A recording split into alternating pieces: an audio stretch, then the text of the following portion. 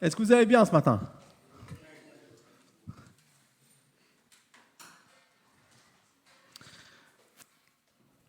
Moi, je suis content de pouvoir être avec vous aussi et de pouvoir apporter une parole que le Seigneur m'a donnée pour nous tous. Lorsqu'on s'engage avec le Seigneur, vous êtes d'accord, on est appelé à le suivre. Et bien que nous le fassions, il arrive des situations qu'on ne comprenne pas. Moi, je me souviens très bien, en tant que pasteur, notre mission, c'est d'accompagner aussi les gens. Et l'année 2011, on a une sœur de notre église qui est tombée gravement malade et on lui a diagnostiqué un cancer. Et à un moment donné, donc je l'accompagnais, j'étais avec elle. Et puis on a beaucoup prié pour elle. Et puis malheureusement, elle est partie rejoindre le Seigneur quelques mois plus tard. C'est difficile parce que parfois on prie et on voit Dieu qui répond, qui guérit des personnes. Et quand on est dans cette situation, on a envie de dire « Dieu, je ne te comprends pas ». Et ce n'est pas facile. Peut-être vous avez vécu des choses similaires, vous avez prié, peut-être pas forcément pour une personne, mais pour des situations dans votre vie, et vous avez l'impression que Dieu n'a pas répondu, ou que ça ne s'est pas passé comme vous l'auriez souhaité. Et à chaque fois qu'on est dans ces moments-là, la tentation, ou j'ai même envie de dire la suite logique, c'est de se dire, mais est-ce qu'il y a vraiment un Dieu? D'ailleurs, beaucoup de gens ils se posent cette question, est-ce qu'il y a vraiment un Dieu s'il y a tout ce mal?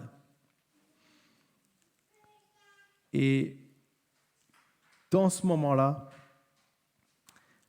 l'important, c'est de réaliser que même si parfois on a l'impression que Dieu nous a oubliés ou que nous ne le voyons pas, il y a quelque chose que Dieu a pour nous. Et vous savez, j'ai rencontré une fois un pasteur et il me disait, il prie et il voit beaucoup de malades guéris, mais c'est jamais 100%. Mais il dit, à chaque fois que je prie et que je me remets à prier, même quand Dieu n'a pas guéri, c'est ce qui me permet de pouvoir continuer à avancer, à faire ce que Dieu veut faire au travers de ma vie. Il y a tellement de choses dans notre vie qui veulent nous arrêter. Mais ce matin, j'aimerais te dire, ce n'est pas parce qu'il y a une situation que tu ne comprends pas que Dieu n'est pas là. Et c'est le titre de mon message, « Quand je ne comprends pas Dieu ». Alors la bonne nouvelle, c'est que dans la Bible, il y a des personnes qui ont vécu ça, qui ont vécu la même chose que nous, qui ont vécu des situations difficiles.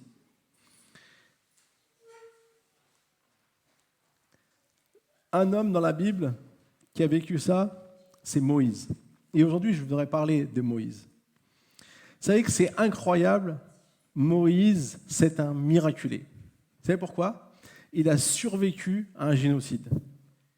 Quand on regarde des films sur la Seconde Guerre mondiale et qu'on voit des personnes qui ont survécu dans des conditions extrêmes, dans les camps de concentration, c'est des miraculés. Parce qu'il y a tellement de gens qui sont morts. Et en fait, Moïse, il a vécu un génocide. Pourquoi? Parce que le peuple d'Israël est venu en Égypte, avec Joseph notamment, le fils de Jacob. Et puis, avec le temps, ils ont grandi et ils sont devenus un peuple nombreux. Et Pharaon, il a dit, si on les laisse encore, ils vont être plus nombreux que nous, ils vont prendre le pouvoir sur nous, et on ne va plus avoir l'autorité sur eux. Donc, il a décidé de tuer tous les bébés qui étaient des garçons. Les bébés mâles devaient être tués. Et donc, Moïse aurait dû être tué. Mais là, il va y avoir une situation incroyable puisque sa maman va réussir à le cacher pendant 3 mois. Moi, je me dis ça, rien que ça, c'est un miracle parce que cacher un bébé pendant 3 mois sans l'entendre pleurer, enfin, je ne sais pas comment il faisait, mais enfin, voilà, c'est toujours des trucs que je pense qu'il y a vraiment le miracle de Dieu là-dedans. Et puis, ils vont le mettre sur une cage de roseaux, enfin, un berceau en roseau, sur le Nil, et sa sœur va guetter, et elle va être récupérée par la fille de Pharaon, et du coup, va être sauvée, et va grandir dans le palais de Pharaon. Sauf que Moïse, il sait très bien qu'il n'est pas un Égyptien. En tout cas, il va le découvrir au travers de sa vie. Ça ne nous est pas vraiment compté, mais en tout cas, on sait qu'il va le découvrir, puisque un jour, il va arriver dans une situation où il va devoir faire face à quelque chose qu'il ne comprend pas. Et c'est ce qu'on va voir dans Exode, chapitre 2, à partir du verset 11. Une fois devenu grand, Moïse sortit vers ses frères et vit leurs pénibles travaux. Il vit un Égyptien frapper un Hébreu, un de ses frères. Il regarda de tous côtés, vit qu'il n'y avait personne, et tua l'Égyptien qu'il cacha dans le sable. Quand il sortit le jour suivant, il vit 2 Hébreux se battre. Il dit à celui qui avait tort, « Pourquoi frappes-tu ton prochain ?» Cet homme répondit alors, « Qui t'a établi chef et juge sur nous ? Est-ce pour me tuer que tu me parles, tout comme tu as tué l'Égyptien ?» Moïse eut peur et se dit, « L'affaire est certainement connue. » Le Pharaon apprit ce qui s'était passé et il chercha à faire mourir Moïse. Mais Moïse s'enfuit loin de lui et s'installa dans le pays de Madian. Il s'arrêta près d'un puits. En fait, malgré que Moïse n'ait pas connu la souffrance de son peuple, quand il voyait un de ses frères se faire frapper ou maltraiter par un Égyptien, il a souffert aussi et il a voulu donc intervenir. Et finalement, puisque son peuple subit l'injustice d'être maltraité, Moïse va vouloir lui faire justice par lui-même. Et c'est un peu la première incompréhension que j'aimerais voir avec nous aujourd'hui, parce qu'on va voir 3 choses que Moïse ne comprend pas. Pourquoi Dieu laisse-t-il perdurer l'injustice ? On s'est déjà tous posé cette question, vous êtes d'accord ?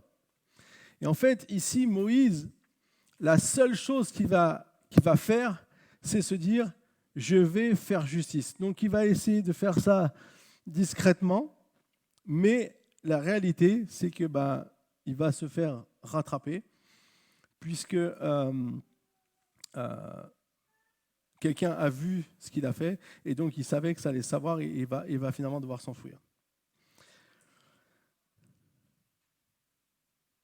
En fait, nous aussi, dans notre vie de tous les jours, on va subir des injustices. Peut-être que vous en avez déjà subi, peut-être que vous êtes en train même d'en subir.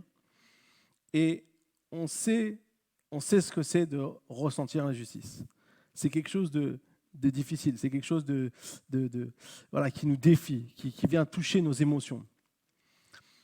Alors, peut-être parfois on dit à Dieu, mais pourquoi laisses-tu tel membre de ma famille ou collègue de travail ou voisin me faire du mal ? Pourquoi tu ne réponds pas à l'injustice à laquelle je fais face ? Et comme Moïse, très souvent, on va essayer de se faire justice soi-même. Le problème, c'est que Moïse, sa décision de se faire justice ou de faire justice à son peuple, eh bien, va se solder par un échec. Et la réalité qu'on peut nous-mêmes aussi expérimenter, c'est que à chaque fois qu'on essaiera de se faire justice soi-même, très souvent, ça va se solder par un échec. Alors, la seule chose que Moïse a à ce moment-là, c'est de fuir. Parce que sinon, Pharaon allait chercher à le faire mourir et il va devoir fuir loin de lui. Et la Bible nous dit qu'il va arriver au pays de Madian. Alors, on n'a pas continué à tout lire, mais ce qu'on sait, c'est que dans cet endroit, Moïse va reprendre le cours de sa vie. Il a grandi dans le palais, donc il savait bien qu'il y avait son peuple qui était là, mais là maintenant, il va reprendre, en fait, il va passer à autre chose. Il s'enfuit et il passe à autre chose. Et à chaque fois qu'on vit un échec, à chaque fois qu'on vit quelque chose qui est difficile, lorsque on essaie de faire justice soi-même et que ça ne fonctionne pas, la solution qu'on a, c'est de passer à autre chose. Et en essayant de passer à autre chose, Moïse va devenir berger, il va se marier, il va même avoir des enfants. Et, entre guillemets, sa vie a changé du jour au lendemain et elle est devenue tout à fait autre chose. Et au fond de lui, il doit vivre avec ce sentiment d'échec, en se disant, tous les jours, il devait penser, tous les miens, ils sont en train de se faire maltraiter en Égypte, et moi, je ne peux rien faire, je suis obligé de me cacher ici. Vous savez, quand on a vécu quelque chose de difficile, de poignant, ça nous marque. Les gens qui ont vécu des choses traumatisantes, on n'oublie pas. Donc Moïse devait vivre avec ça. Et pour autant essayer de reprendre le cours de sa vie. Mais c'est là que Dieu va intervenir. C'est à ce moment-là que Dieu va intervenir. Parce que la Bible nous dit qu'une fois qu'il conduisait son troupeau à la montagne de Dieu, c'est précisé dans le texte, à la montagne de Dieu, Moïse va voir un buisson qui brûle et qui ne se consume pas. Et là, Dieu va attirer son attention et il va aller voir ce qui se passe. Et pour moi, ce qui est intéressant ici, et c'est ce que j'aimerais nous dire par rapport au fait que des fois on ne comprend pas pourquoi Dieu laisse perdurer l'injustice ou voilà, que Dieu nous a oubliés, que Dieu n'est pas là pour nous. En fait, ce qu'on voit ici, c'est que lorsqu'il arrive à la montagne de Dieu, il va être en connexion avec Dieu. Pensant que Dieu l'a oublié, en fait, Dieu va être beaucoup plus proche de lui que ce qu'il croyait. Même quand tu penses que tu es loin de Dieu, tu te trouves plus proche de lui que tu ne peux le croire. C'est là que Dieu va découvrir le fait ou la raison pour laquelle il a été un miraculé. Que ce n'était pas pour rien, que Dieu n'ait pas dit son dernier mot. C'est ici que Dieu va lui parler et qu'il va lui confier une mission. Il dit, Moïse, retourne en Égypte et va amener mon peuple à sortir d'Égypte pour venir m'adorer sur cette montagne. Vous voyez, ici ce qu'on voit, c'est que dans la vie de Moïse, il n'y a pas de hasard. Il n'y a pas de choses qui n'étaient pas prévues par Dieu. Il n'y a pas de choses que Dieu n'avait pas planifiées. La seule chose, c'est que Moïse, il a essayé de répondre à l'injustice par lui-même et du coup a vécu l'échec. Et en vivant l'échec, il a dû s'enfuir et pensant que Dieu l'avait oublié. Et c'est à ce moment-là où Dieu va se manifester pour lui dire « Non, Moïse, tu as encore quelque chose à faire. » À chaque fois qu'on ne comprend pas pourquoi Dieu se perdure l'injustice, il n'est jamais loin de nous et il a toujours un plan. Alors c'est vrai, parfois c'est compliqué parce que si je reprends mon exemple du début, c'est sûr que notre amie qui était là, mais elle est partie avec le Seigneur. Mais nous, on sait que ce n'est pas la fin. Même si c'est une fin sur la terre, ce n'est pas la fin. Dieu a quelque chose de plus grand, un jour qui va se révéler. Mais dès aujourd'hui, dans notre vie, on peut voir comment Dieu, pour d'autres choses, va pouvoir agir et aura un plan pour notre propre vie sur la terre. Aura des choses qu'il veut développer avec nous, qu'il veut faire avec nous. La seule chose qu'il faut toujours se rappeler, c'est que Dieu ne t'a jamais oublié. Quand tu ne comprends pas pourquoi ces choses t'arrivent, quand tu ne comprends pas pourquoi il y a des gens qui sont peut-être pas gentils avec toi, qui sont contre toi, quand tu ne comprends pas pourquoi il t'arrive telle situation, tel malheur, telle chose, ne pense pas que Dieu t'a oublié. Rappelle-toi que Dieu est beaucoup plus proche que ce que tu peux le croire.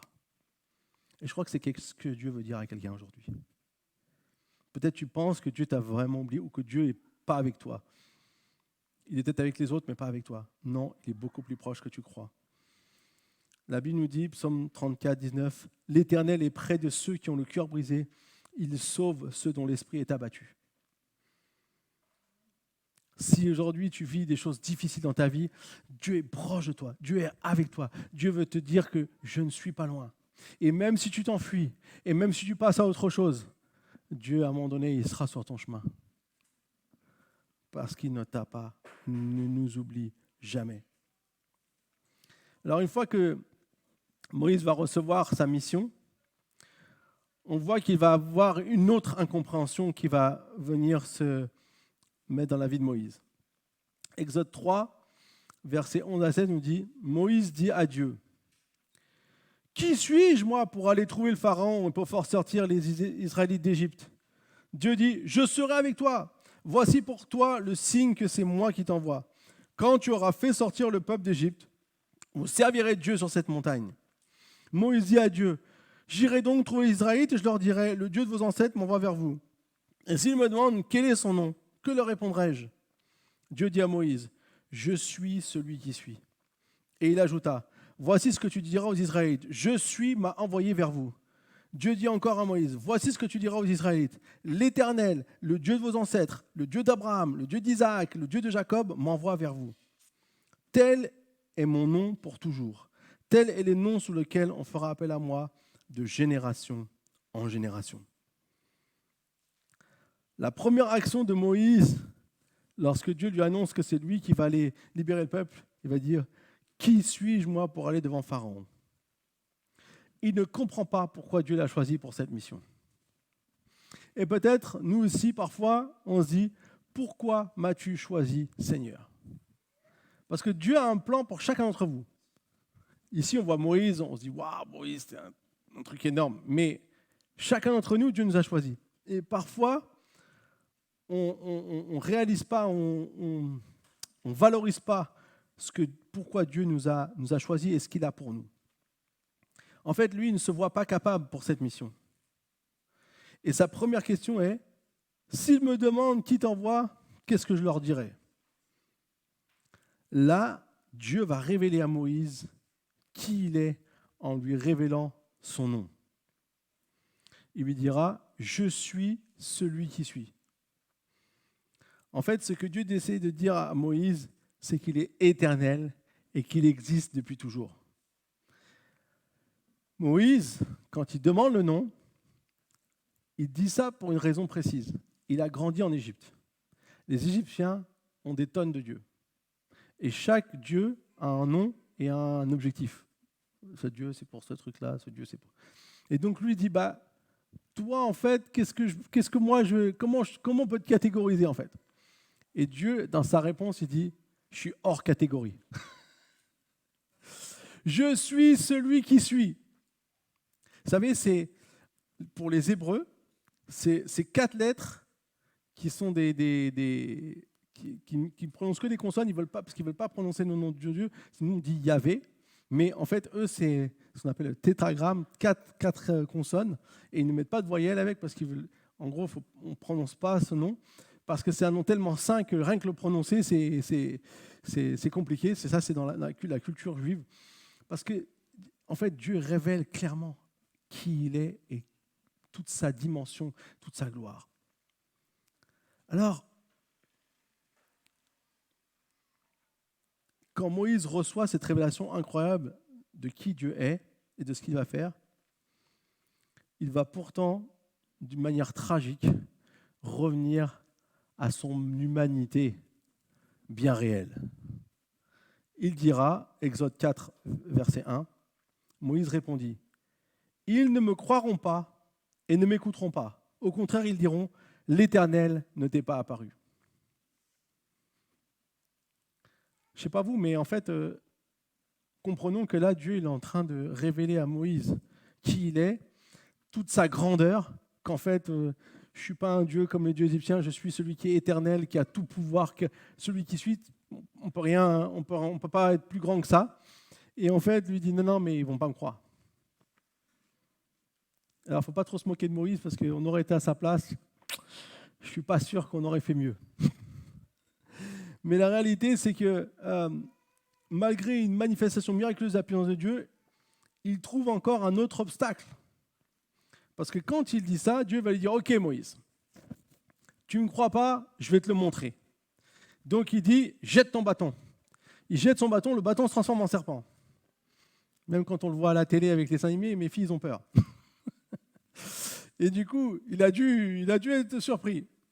Il dit, prends la queue du serpent. Il prend la queue du serpent, hop, ça te redevient un bâton. Je pense qu'on aurait vécu ça déjà, ça aurait été assez convaincant, vous êtes d'accord avec moi? Il dit, mets ta main sur ta poitrine. Il met sa main sur sa poitrine, il sort, elle est pleine de lèpre. Il dit, remets-la sur ta poitrine, elle est saine. En fait, il dit, regarde, j'ai tout le pouvoir. Et malgré qu'il lui ait montré ça, Moïse va encore trouver un autre obstacle. Il va dire, mais je ne sais pas parler. En fait, les commentateurs bibliques disent que Moïse souffrait de bégaiement. Et ce qu'on voit ici, c'est que Moïse, il est encore dans la mentalité de celui qui a échoué. C'est-à-dire qu'il voit toutes les choses qui font que ça ne peut pas marcher. En fait, j'ai l'impression que Moïse était un peu français. Vous êtes d'accord avec moi? Moïse, il avait peut-être un ADN, ou alors c'est nous qui avons reçu l'ADN de Moïse, je ne sais pas, quelqu'un a dû venir. Mais la réalité, c'est qu'il voit tout ce qui ne va pas marcher. On a vu les lancements des JO, une belle cérémonie, à part quelques scènes assez horribles qu'on ne commentera pas aujourd'hui. Mais quand même, dans l'ensemble, c'était une belle cérémonie. Et pourtant, le nombre de discussions qu'il y a eu, oh là là, ça va jamais marcher, c'est trop dangereux. Voilà, on voyait tout négatif. Ça, c'est les Français. Mais en fait, Moïse, ici, c'est ce qu'il est en train de faire avec Dieu. Il est en train de dire, mais ça ne va pas marcher, parce que premièrement, ils ne vont pas me croire, et puis moi, je ne sais pas parler, et puis.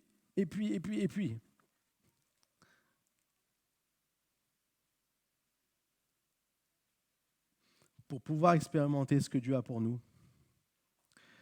nous devons arrêter de regarder à ce que nous sommes, à ce que nous ne sommes pas capables de faire, mais plutôt à ce que nous allons pouvoir faire. Combien de fois on dit non à Dieu parce qu'on n'arrive pas à se projeter dans ce qu'il nous invite à faire? Combien de fois on n'ose pas faire le pas parce qu'il y a tellement nos réalités humaines qui sont présentes au milieu de nous qu'on n'arrive pas à avancer? Pourquoi moi, Seigneur? Pourquoi tu me fais ça à moi, Seigneur? Laisse-moi tranquille. Je peux vous garantir que si vous prenez les témoignages de beaucoup de personnes qui ont accompli des choses pour Dieu, la plupart, à un moment donné, ils se sont posés cette question. Ou ils ont dû batailler pour vaincre cette chose. En fait, ici, j'aimerais vous donner une grande clé. Pour pouvoir avancer dans ce que Dieu a pour nous, même quand on ne comprend pas, il faut arrêter de tout ramener à nous au lieu de voir que tout se ramène à Dieu. Parce qu'en fait, Moïse, il ramène tout à lui. Il dit, moi, je ne suis pas capable. Moi, je ne sais pas. Alors qu'en fait, Dieu dit, le problème, ce n'est pas toi. Enfin, toi, même si tu es le plus faible des plus faibles, moi, je suis tellement fort qu'ensemble, on va le faire. En fait, Dieu a toute la puissance. Il est celui qui a toute autorité. Et parfois, quand on ne comprend pas pourquoi nous, on serait capable de faire ceci ou faire capable de cela, c'est juste qu'on doit apprendre à lui faire confiance. C'est juste qu'on doit se dire, ok, c'est vrai, j'ai mes limites. Moi, je peux vous garantir, je suis un homme rempli de limites. Je suis un homme rempli de doutes. Je suis un homme rempli parfois de choses où je ne sais pas comment je vais faire, où je ne sais pas qu'est-ce que je vais pouvoir faire, où je ne sais pas comment on va pouvoir avancer. Que ce soit dans la famille, que ce soit à l'église, c'est comme ça. Mais je sais une chose, c'est que Dieu est là avec moi. Et que quand j'y arrive plus, et quand je sais plus. D'ailleurs, je vais vous dire, c'est le meilleur endroit où on peut être des fois, d'être au bout du bout. Parce que quand on est au bout, on est obligé de faire confiance à Dieu. Sinon, on se fait un peu trop confiance à nous encore, et c'est là que ça ne marche pas super bien. Moïse, il a essayé par lui-même. Il voulait sauver son peuple. C'était son désir de dire, je suis celui qui n'a pas grandi comme eux, je vais peut-être réussir à les sauver. Sauf que il n'a pas réussi. Et maintenant, Dieu vient le chercher et dit, c'est quand même toi que j'ai choisi. Même si tu as raté, même si tu as échoué, même si tu penses que peut-être que tu avais des rêves, tu avais des choses que tu avais à cœur de faire. Et des fois, vous savez, les rêves qu'on a, les choses qu'on a envie de faire, c'est Dieu qui les dépose en nous. Et parfois, on a essayé, on a échoué. Et on se dit, c'est pas pour moi. Ne mets pas un trait trop vite. Apprends à faire confiance à Dieu. Ne ramène pas tout à toi, ramène tout à Dieu. Finalement,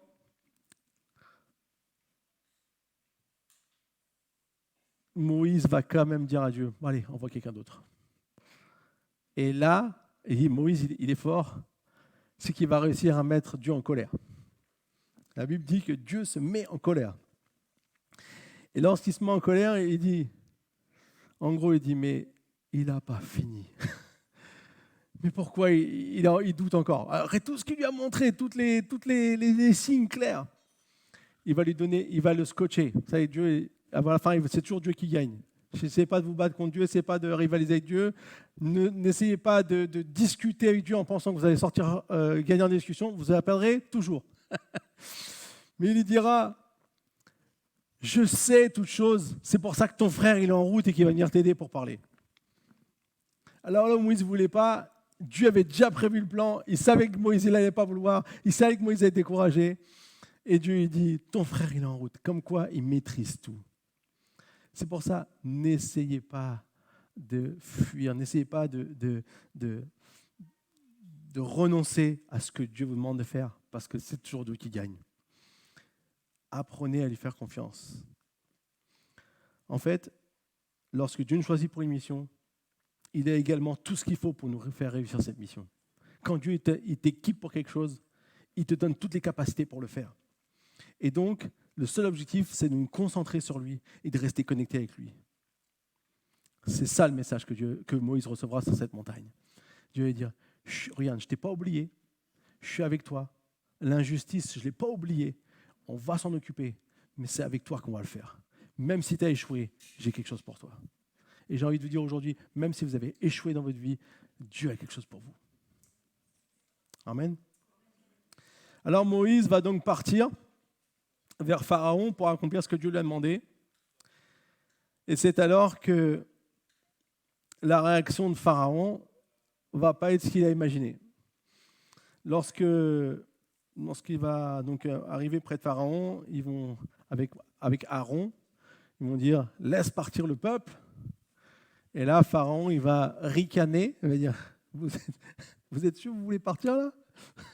D'où est venue cette idée là, cette idée folle ?» Je paraphrase un peu. Il dit, bon, bah, vous voulez faire les mecs qui veulent partir en vacances, on va vous faire un travail un peu plus fort, un peu plus corsé, vous allez comprendre votre douleur. Donc, ils construisaient des briques pour construire les belles pyramides d'Égypte, enfin les choses de l'époque. Et donc, il a dit, bah, maintenant, avant, vous donnez de la paille pour construire des briques, maintenant, vous allez vous-même aller chercher la paille. Donc, catastrophe. Là où Moïse, il pensait, ça y est, je vais avec Dieu, finalement, il s'est lancé, il est venu, et là, il arrive, et c'est le contraire qui se passe. Mettez-vous 2 secondes à la place de Moïse. On ne comprend pas. Mais je peux vous garantir que parfois, moi, j'ai eu l'impression que j'étais un peu comme Moïse. Dieu me dit quelque chose, je fais, et j'arrive, et c'est plutôt l'inverse qui se passe. Est-ce que j'ai mal entendu, Seigneur ? Est-ce que je suis à côté de la plaque ? Est-ce qu'il y a un problème ? Et là, ce qui est intéressant, c'est de voir ce que Dieu va faire. Parce qu'il y a une clé là-dedans.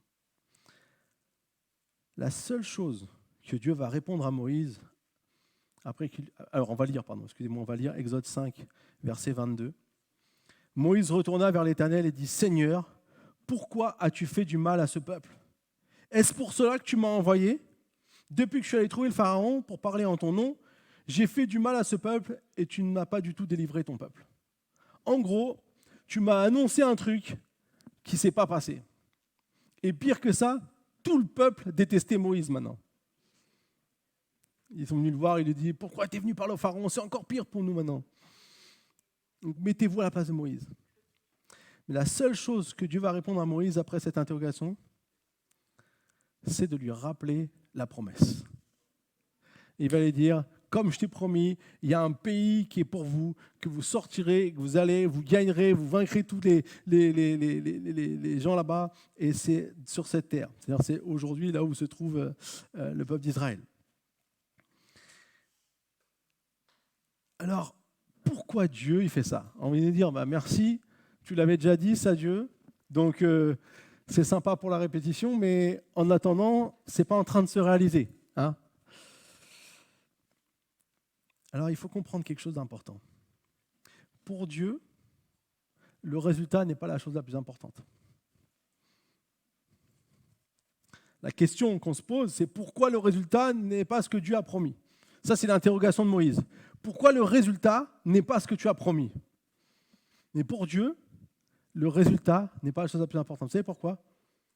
Parce qu'il a 100% de réussite. Il va toujours obtenir son résultat. Donc, entre guillemets, le résultat final, c'est acquis. Quand tu es avec Dieu, tu seras victorieux. Si peut-être tu vis des choses difficiles dans ta vie, tu sais qu'à la fin, si tu prends la Bible, tu dis qu'à la fin, c'est la victoire. On sait qu'en ce moment, on est encore dans des combats, mais à la fin, c'est la victoire. Donc, la chose la plus importante pour Dieu, c'est le processus de transformation. Bien souvent, quand Dieu il nous donne une vision, un objectif pour quelque chose, ce n'est pas seulement le fait d'arriver au bout du bout, parce que de toute façon, si on y arrive, c'est que grâce à Dieu. Ce qui est important pour Dieu, c'est tout le processus qui va se passer. Parce que parfois, pour réussir à accomplir quelque chose que Dieu me demande, j'ai besoin d'être transformé. Et sans ce processus de transformation, je n'arriverai pas à ce résultat.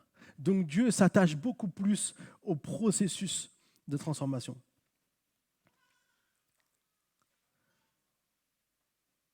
Imaginez-vous, Moïse, qui arrivait à peine à croire, Dieu va devenir un homme de foi incroyable.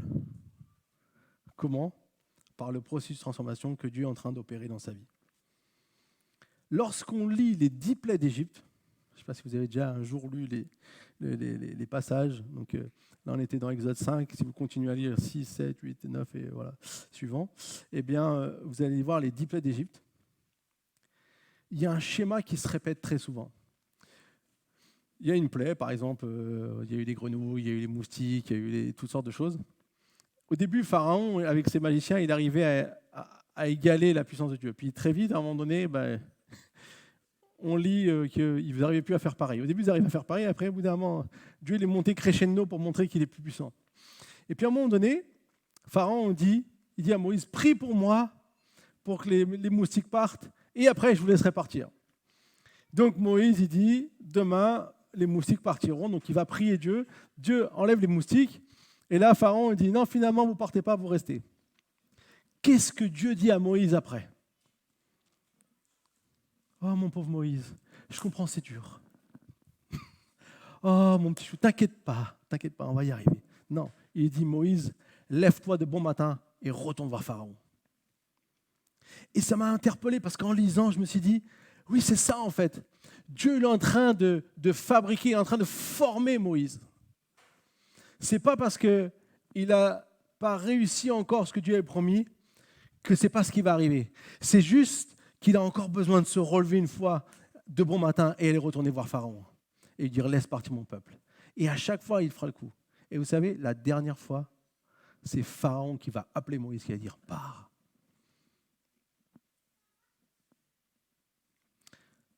Parfois dans la vie, on a besoin que Dieu nous façonne, que Dieu nous forme. On avait un pasteur argentin qui est venu à notre église il n'y a pas longtemps, un pasteur Gustavo. Et en parlant avec lui, il me disait, tu vois, lui il prie, et c'est vrai qu'ils ont eu la chance en Argentine dans les années 90 de vivre un grand réveil, enfin la chance. Ils ont beaucoup prié pour ça, il y a beaucoup de jeunes qui priaient pour ça. Et d'un seul coup, Dieu a envoyé un réveil et il a vraiment eu des signes miraculeux incroyables. Mais il continue encore jusqu'à aujourd'hui. Il nous a montré une petite vidéo. Ceux qui étaient là nous ont montré une vidéo où on a vu plein de gens qui étaient guéris miraculeusement.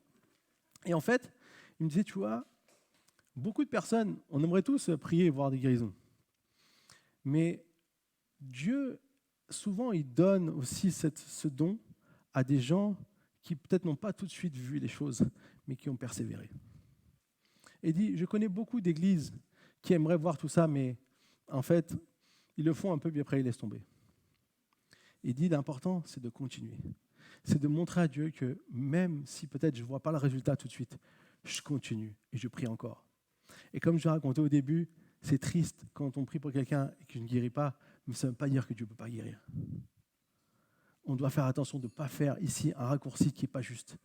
Dieu peut guérir. Dieu a un plan. On comprendra peut-être des choses qu'on ne comprend pas aujourd'hui plus tard. Je ne veux pas vous dire qu'aujourd'hui on peut tout comprendre. Loin de moi cette idée. Mais ce que je sais, c'est que si je continue et que je fais comme Moïse et que je me lève encore de bon matin et que je retourne, je vais voir comment Dieu va agir. Et ça va me fortifier. Tous les sportifs savent que pour atteindre un objectif, il faut se lever de bon matin et aller s'entraîner. En tout cas, il y en a au moins un parmi nous, c'est sûr. Enfin, voire plus même. Mais du coup, ce qui est important, c'est de comprendre que Dieu veut me transformer. Dieu veut un processus de transformation pour ma vie. À chaque fois que tu fais face à un échec,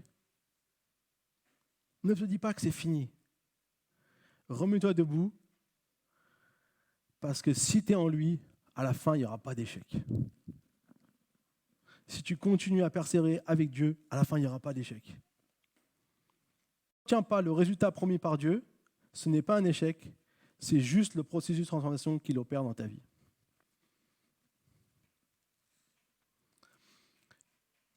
Une fois les Hébreux partis, puisque finalement, Dieu va faire le dernier acte, vous savez, c'est l'ange de la mort, et chaque premier-né d'Égypte va mourir, même dans le bétail. C'est incroyable, parce que c'est là où les Hébreux vont mettre, Dieu va dire aux Hébreux de mettre du sang de l'agneau au-dessus de leur porte, pour que l'ange de la mort passe au-dessus. D'ailleurs, passer au-dessus, c'est ce qui a donné le mot Pâques. Et en fait, c'est jusqu'à aujourd'hui, les Hébreux fêtent la Pâque parce que c'est passé au-dessus. Et c'est intéressant que c'était le sang de l'agneau qui était choisi parce que c'est la signification de Jésus, l'agneau immolé qui vient sauver nos péchés. C'était déjà une image de ce que Jésus allait faire. Mais donc à l'époque, c'est comme ça que les Hébreux ont survécu. Et il nous est dit que imagine, dans chaque maison, il y a eu un mort. Dans chaque maison, il y a eu cette souffrance. Donc du coup, ils avaient une telle peur des Hébreux qu'ils leur ont dit de partir, partez, on ne veut plus. Et du coup, ils sont partis. Et là, le peuple hébreu, donc les Israélites, sont partis camper et ils étaient face à la mer. Et là, après le coup de la difficulté, Pharaon est en train de se dire, mais on les a tous virés, mais qui va bâtir nos édifices?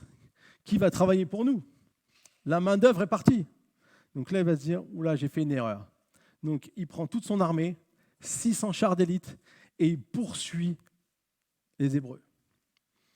Et eux, ils sont face à la mer.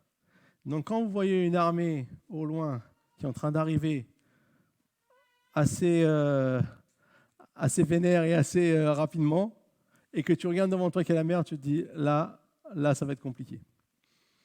Donc c'est la panique. Donc c'est ce qu'on va lire dans Exode chapitre 14, verset 10.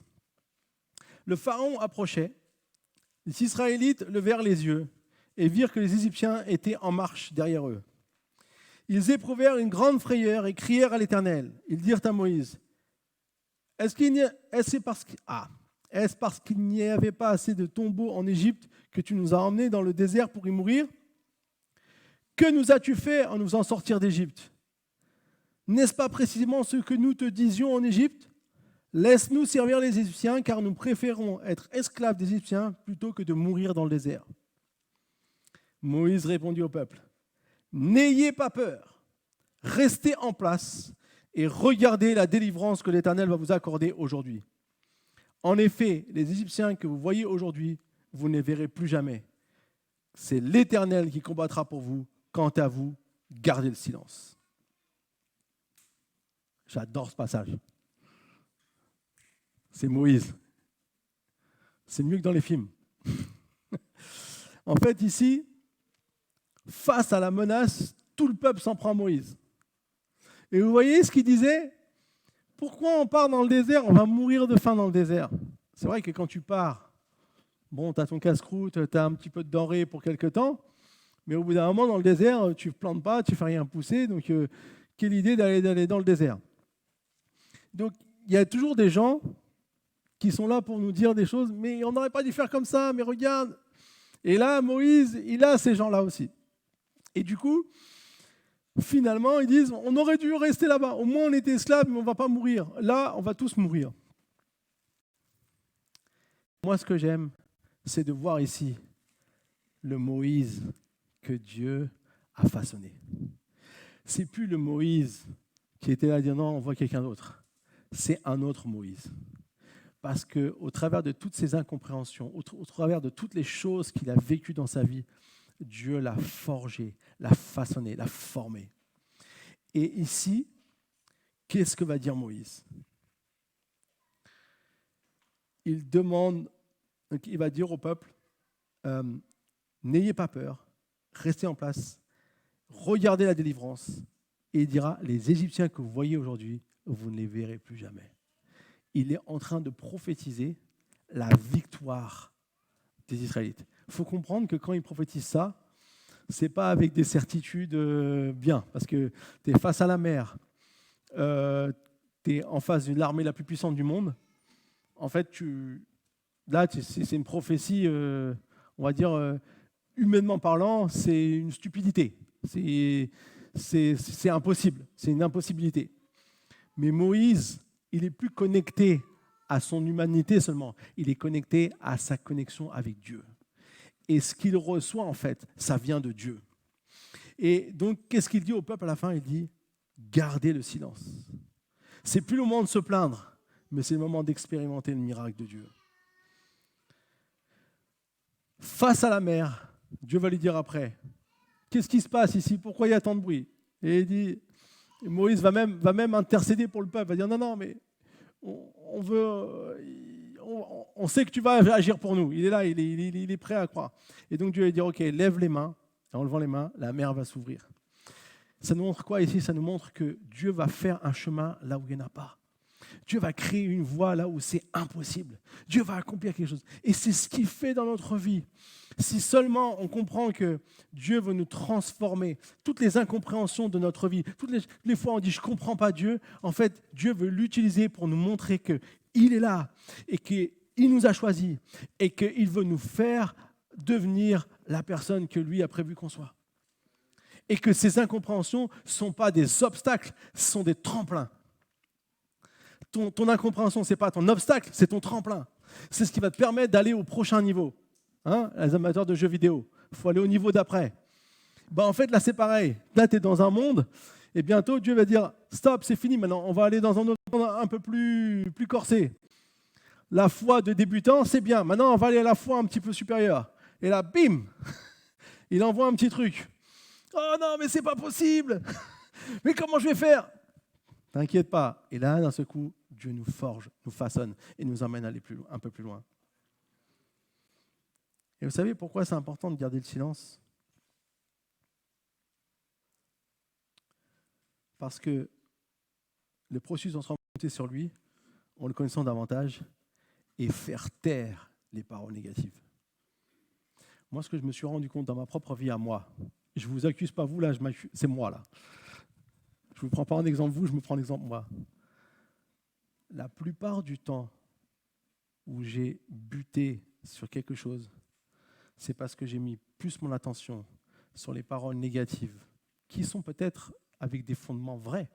Je ne dis pas que tout était faux, mais qui n'étaient pas connectés avec ce que Dieu voulait. Quand tu apprends à connaître Dieu, quand tu connectes avec Dieu, tu découvres des choses de lui. Mais ça, c'est une chose. La deuxième chose, c'est qu'en même temps que tu découvres des choses sur Dieu, tu dois faire taire les paroles négatives. Elles vont toujours essayer de ressurgir ça et là. Il y a quelque temps, là encore, même moi, j'étais un peu découragé. Je vous dis honnêtement. Je vais même vous dire toute la vérité. J'avais essayé de me planifier des orateurs pour ne pas devoir prêcher. Parce que je ne me sentais pas à l'attaque. Vous savez, on n'est pas des surhommes, on est comme tout le monde. Et là, en début de semaine, on m'annonce que ce qui était prévu ne pouvait pas être là. Et là, j'ai dit à Léda, je ne sais pas comment je vais faire. Et là, j'étais là, Seigneur, franchement, il faut que tu m'aides parce que moi, je n'ai pas envie, je ne peux pas, je ne sais pas. Je me sens pas bien.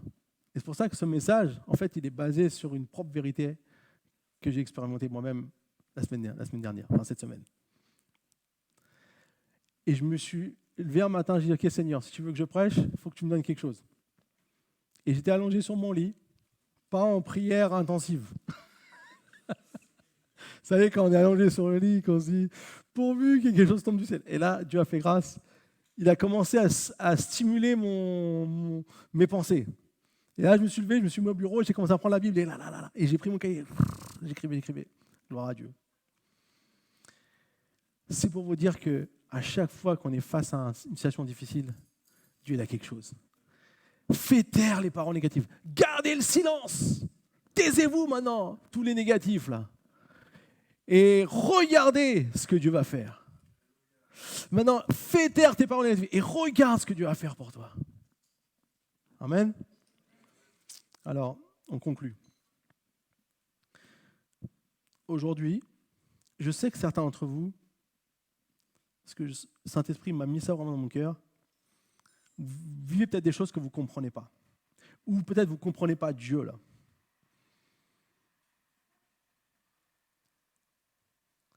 Peut-être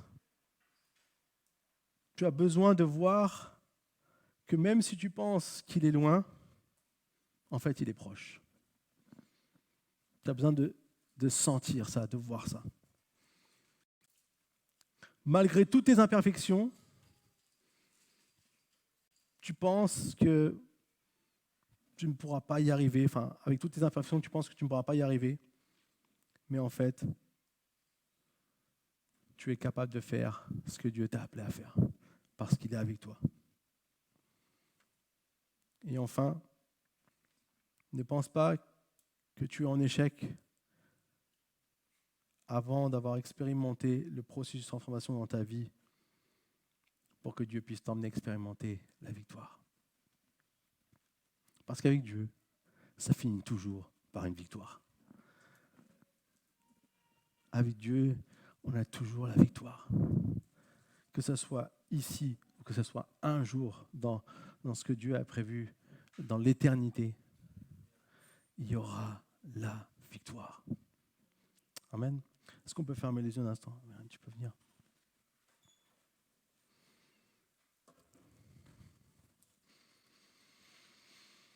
J'aimerais prier pour vous ce matin.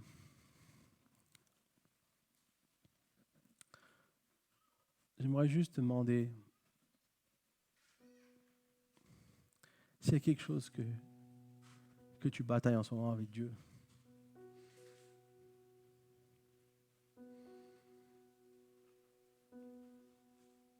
Est-ce qu'il y a des choses en ce moment où peut-être tu ne comprends pas? Peut-être tu dis, Dieu, mais pourquoi? Pourquoi je vis ça? Pourquoi tu laisses encore cette injustice? Pourquoi je dois vivre avec ces choses dans ma vie qui me pèsent encore et encore?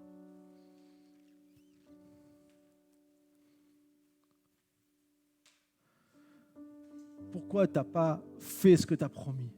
C'est toutes ces questions que Moïse s'est posées. Et on se les pose très souvent dans notre vie.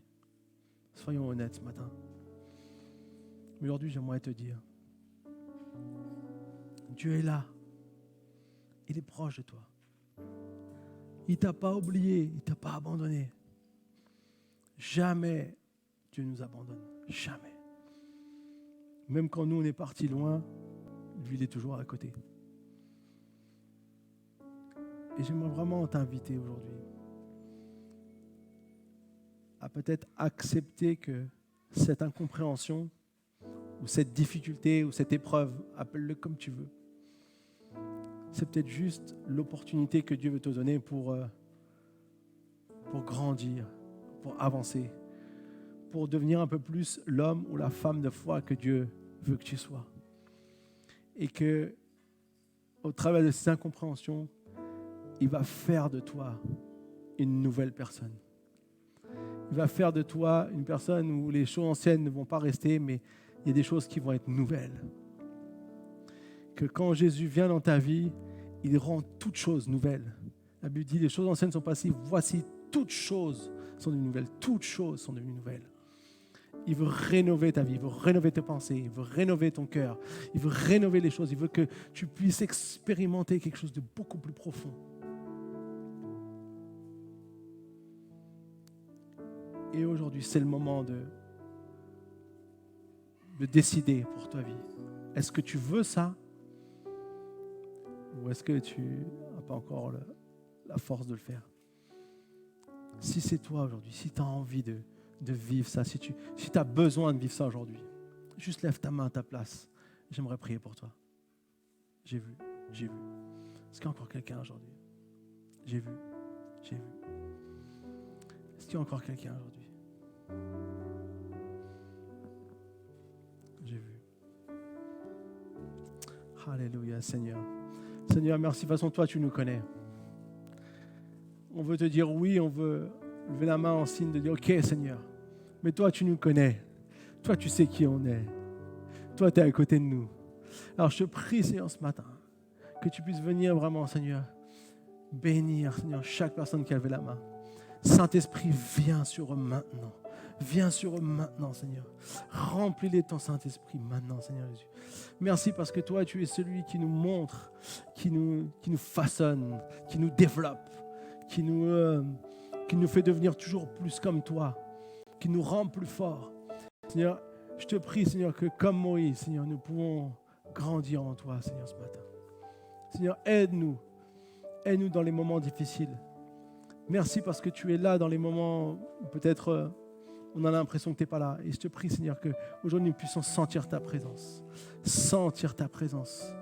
Sentir que tu es là. Ouvrir notre cœur à ce que tu veux faire. Laisser tomber toutes les choses négatives qu'on voit sur notre vie. Arrêtez de nous diminuer. Arrêtez de renoncer à voir ce que toi tu vois de nous, Seigneur. Mais à choisir vraiment de pouvoir voir comme toi tu nous vois. De ne pas être dans des choses négatives, dans des choses qui sont humaines. Seigneur, merci, Seigneur Jésus, pour ce que tu veux faire aujourd'hui pour nous. Seigneur, sois vraiment le maître aujourd'hui, Seigneur. Je vous propose quelque chose, on va tous se lever et on va chanter. On va terminer ce culte en louant notre Dieu.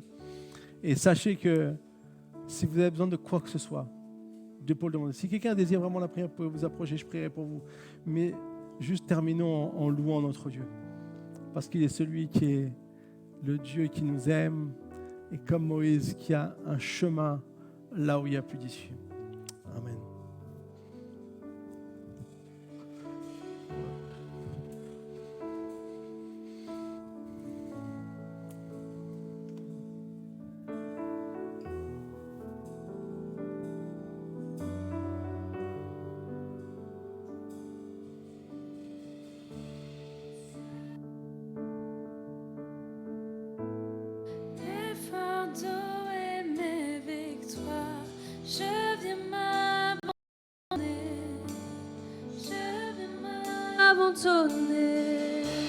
En ce lieu, je viens déposer chaque doute et chaque mensonge. Je viens m'abandonner. En ce lieu, je viens déposer mes fardeaux et mes victoires. Je viens m'abandonner. Je viens m'abandonner.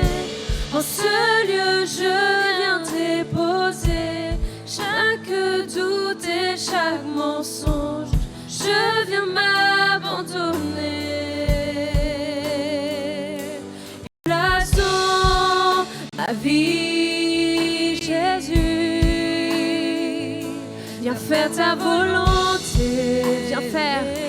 Viens faire ta volonté. Mon cœur est tout à toi. Mon cœur est tout à toi. Oui, viens faire ta volonté. Viens faire ta volonté. Viens faire ta volonté. Et prends ta place.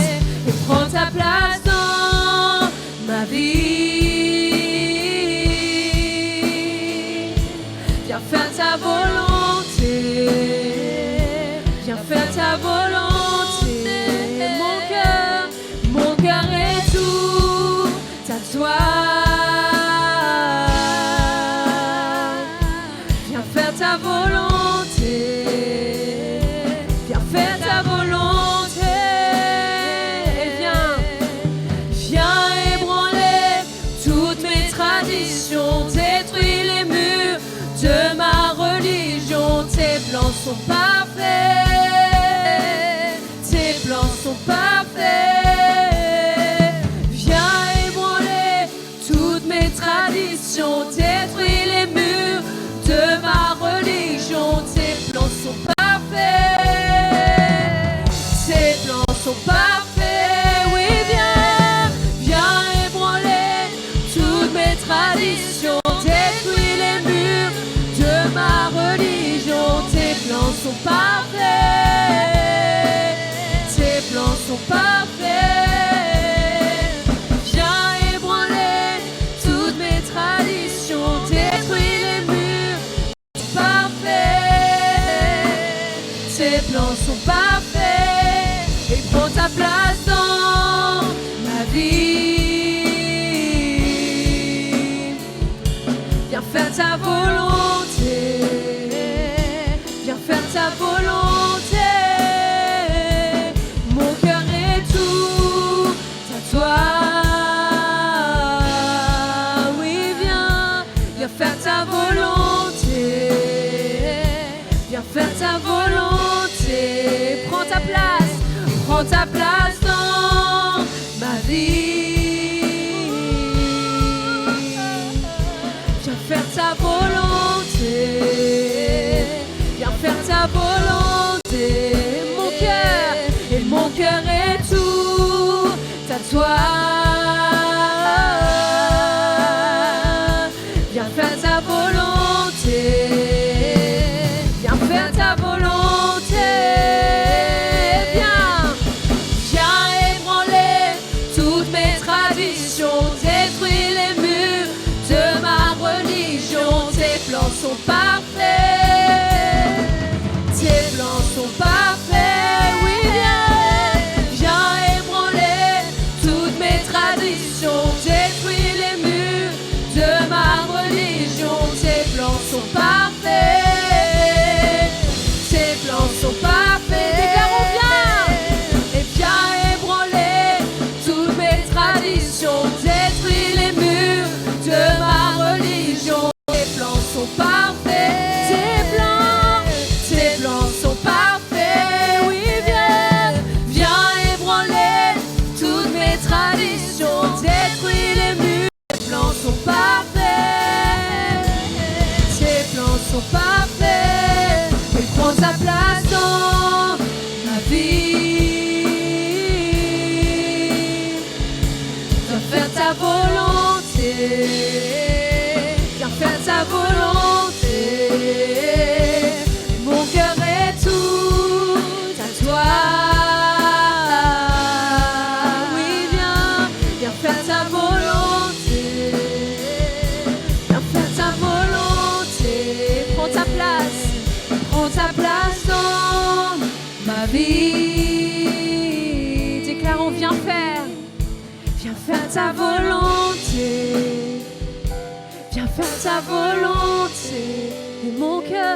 Et mon cœur est tout à toi. Viens faire ta volonté, viens faire ta volonté. Viens faire ta volonté, viens faire ta volonté.